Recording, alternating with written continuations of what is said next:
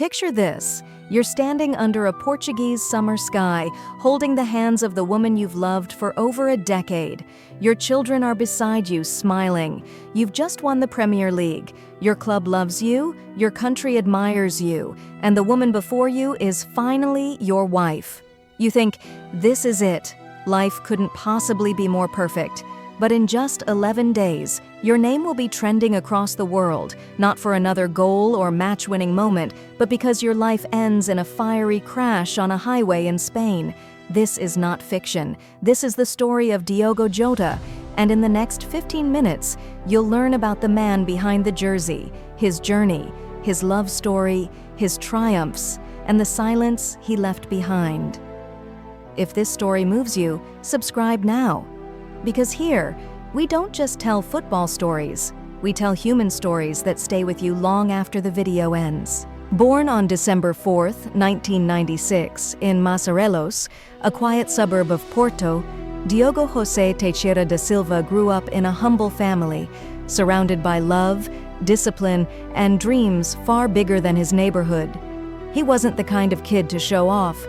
He was the kind who trained after practice, who watched games not to cheer, but to learn. He joined the youth setup of Gondomar SC, and it didn't take long for coaches to notice that Diogo wasn't just playing football, he was studying it like a language. Every pass had a purpose, every run had a rhythm. He didn't play for attention, he played because the ball felt like home. And as he moved on to Paços de Ferreira, it was clear. This wasn't just another Portuguese talent. This was a boy born to play, to think, and to become something far greater than anyone expected.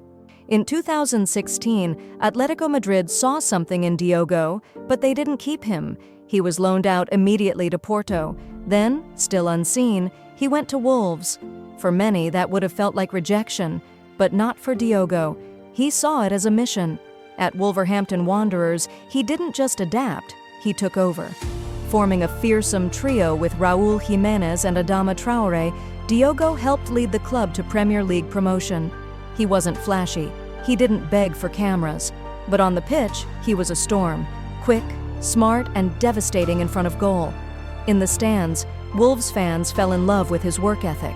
In the locker room, teammates respected his silence as much as his passion.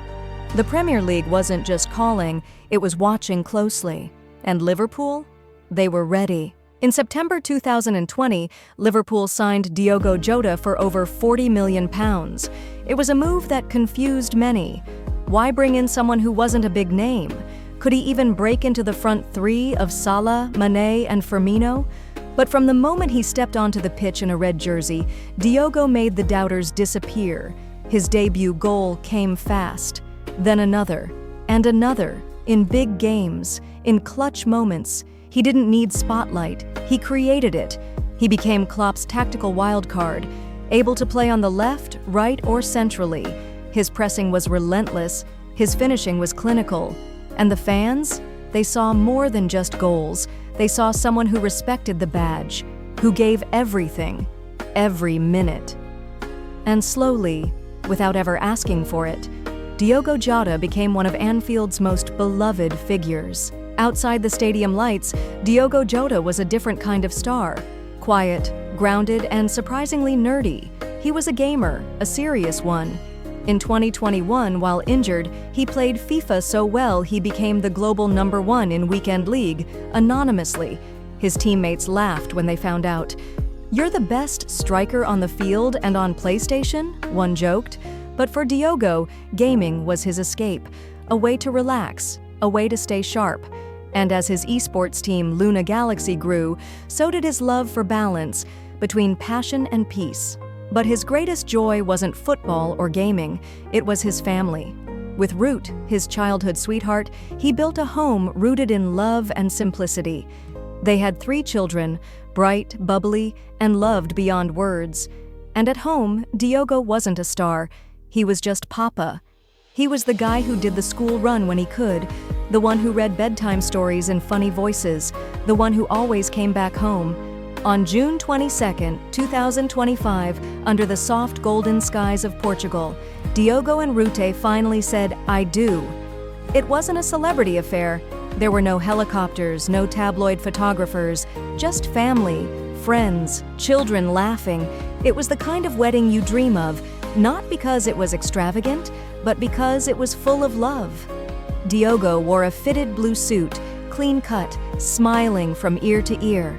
Ruth was radiant in white, her eyes glowing with the memories of their journey, of years of love, distance, sacrifice, and 3 beautiful children. Social media lit up with messages from teammates and fans. "He deserves this happiness," many said. And Diogo? He posted just one sentence: "The best game of my life begins now." Nobody could have imagined that those words, those smiles, and that kiss would become the last public chapter of a story that was still being written, a story that would end far too soon. 11 days later, in the quiet hours of the early morning on July 3, 2025, Diogo and his younger brother, Andre Silva, were traveling along the A52 highway near Cerdanilla, Spain. They were returning to England via ferry from Santander. It was supposed to be a simple drive, one they had done many times before. But on that stretch of road, something went terribly wrong. The Lamborghini Huracan they were in suffered a tire blowout while overtaking. The car veered off the road, hit a metal barrier, and within seconds, caught fire. Eyewitnesses rushed to help, but the flames were unforgiving. When authorities arrived, the scene was already still. 2 brothers, 2 lives, gone in an instant. News broke before dawn, first in Spain, then Portugal, then Liverpool. The entire football world blinked and went silent. The moment the news hit Merseyside, a chilling stillness fell upon Anfield. The stadium that once roared with 50,000 voices stood quiet, flags lowered to half-mast, jerseys hung on gates, messages scribbled on scarves. The club canceled training, coaches cried, players hugged each other, unable to comprehend the absence of someone who had been there just days earlier, laughing, passing, scoring. A child left a note outside the stadium. It read, "Thank you for teaching me that being kind is cool."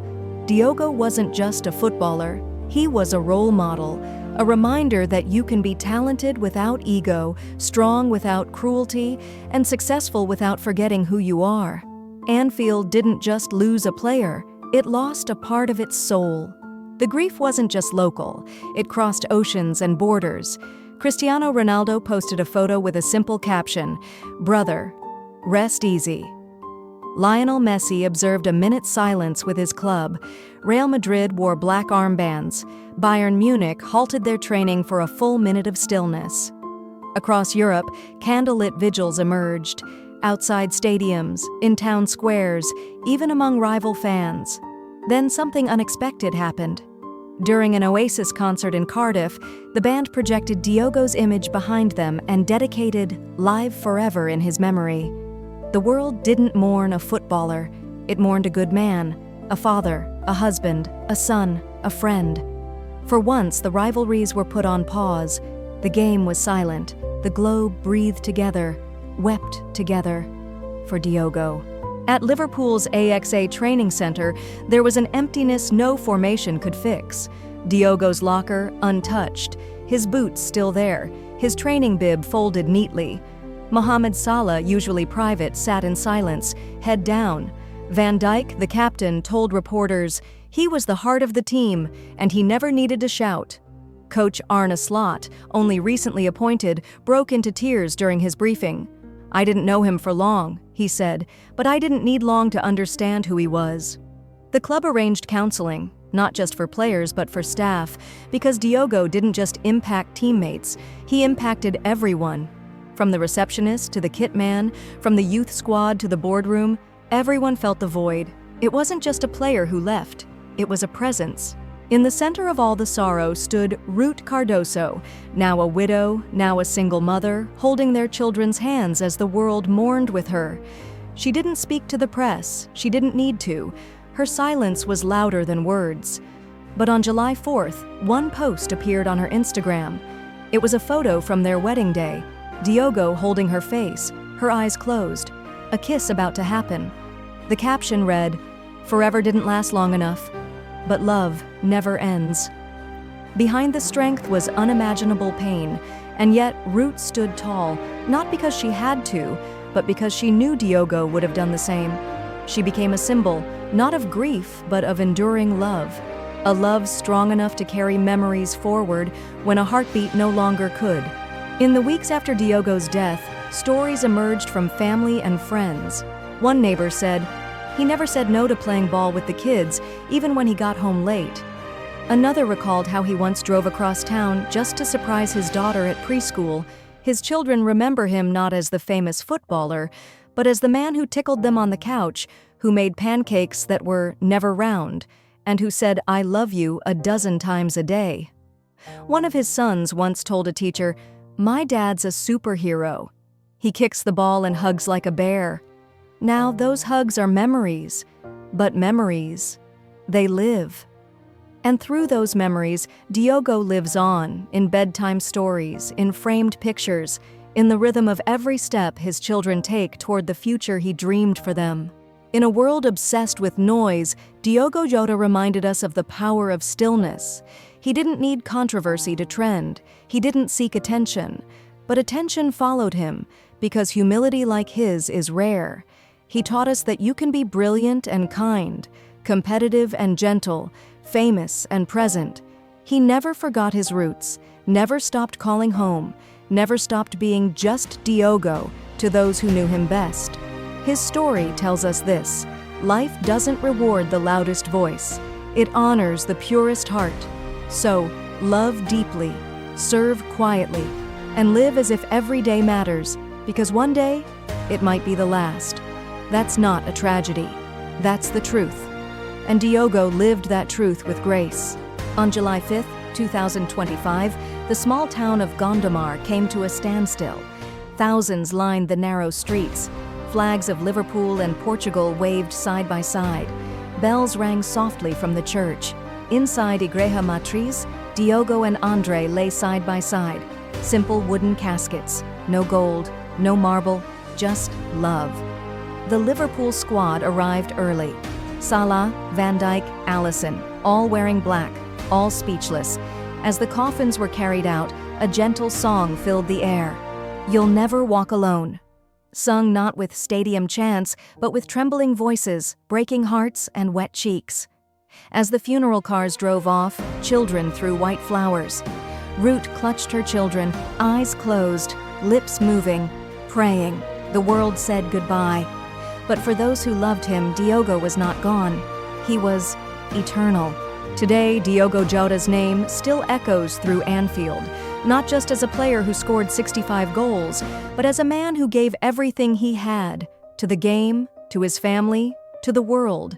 He taught us that life isn't about how long you live, it's about how you live. And Diogo lived with passion, with love, with honesty. His children grow each day, carrying his smile, his spark, his strength. His wife, Ruth, still walks tall, honoring their love with every step. His teammates still whisper his name before matches. And his fans? They'll never forget. If you're hearing this now, take a moment. Breathe, call someone you love, chase your dreams, be kind, be present. Because Diogo Jota did all those things, and in doing so, he became immortal. Thank you, Diogo. You didn't just play football, you reminded us what it means to truly live. Subscribe if this story touched you, and carry his light forward, always.